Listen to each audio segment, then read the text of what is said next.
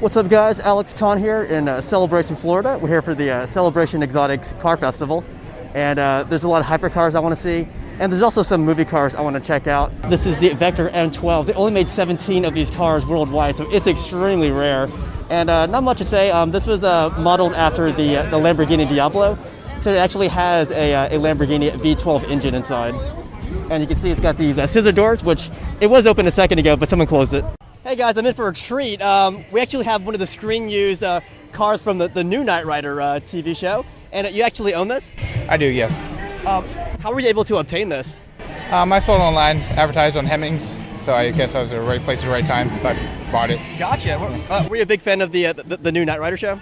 A little bit. I like the car. So I had the other one. I have the other kit car too, so from the 80s Knight Rider show. So to get this would be like another one to add to my collection. Epic. Was that also screen used? No, it's not. It's a replica. God, it looks really, really awesome. Yeah, it's molded mostly from original parts, molded. So. Gotcha. And this one is a 2008 Shelby GT 500? Yeah, but actually this particular one was started out as GT, just a regular GT. Okay. Because at the time, Ford didn't have the KR out yet. So they actually had to produce it. They actually had made it. So it's used all the original GT 500 parts to make a KR. So you can almost call it a prototype, because there was no KR to offer them at the time, but they needed it for the show, so they just went ahead and put KR parts on it. So it's got the big motor, it's got the blower, everything on it, or the supercharger, I mean. This is an Italian steering wheel. They actually just cut off the top of it. So it's a Momo steering wheel. It's an Italy steering wheel. And that screen there, that's just like kind of duplicated, because that's where they did the blue screen. Oh, okay. They blue screened all that, so that's actually just black plexiglass. Gotcha. And then this actually screws off, and then when you shut this, you shut it all the way. Yeah. That actually appears like it has no stick shift. That's awesome. Yeah. Oh, what's that in the back? Oh, and that's supposed to be the supercomputer. What do you think's the coolest thing about owning this TV car?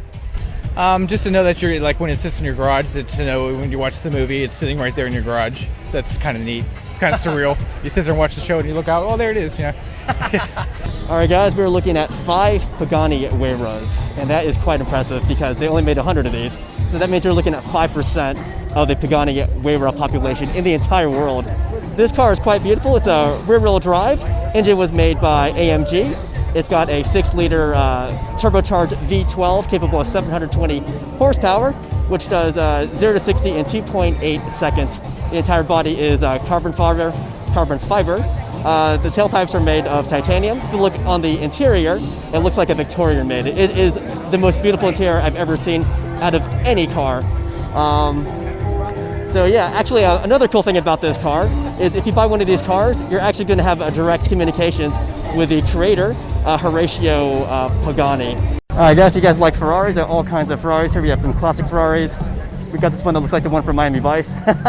Pretty sweet, but I'm gonna keep looking around. Hey guys, this is the second Elva I've seen. In my last video, Festival of Speed, there was a blue one. This one appears to be in the Norello red paint, and this is one of 149 units produced. This has a 4-liter turbocharged V8 engine, capable of 804 horsepower.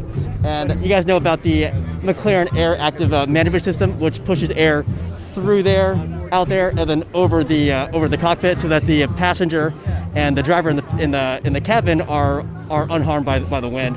All right, so here's a car I was looking for.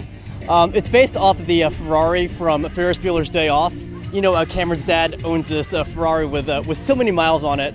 But the car is supposed to be a 61 Ferrari 250 GT. But for the movie, Paramount actually had this company called Modena make these replica cars, and they made 3 of them. One was completely finished, and that was leased by Paramount.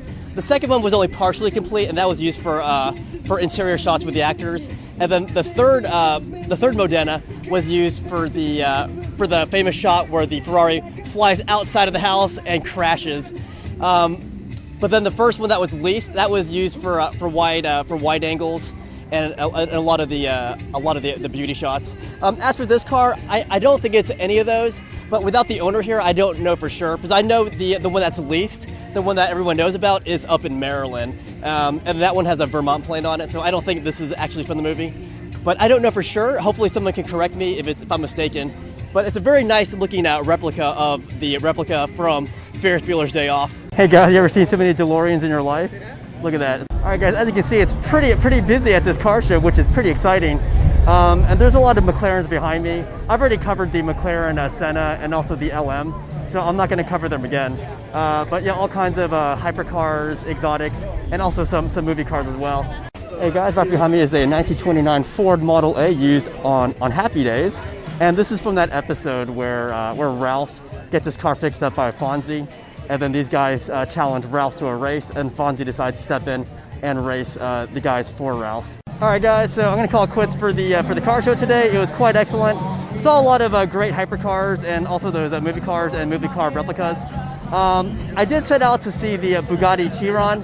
Unfortunately, it's behind these barriers, so it's too hard to get a really good shot of the Bugatti Chirons. But that's a very expensive car, very fast, very luxurious too. But yeah, there's no way I can actually get to that car to show it.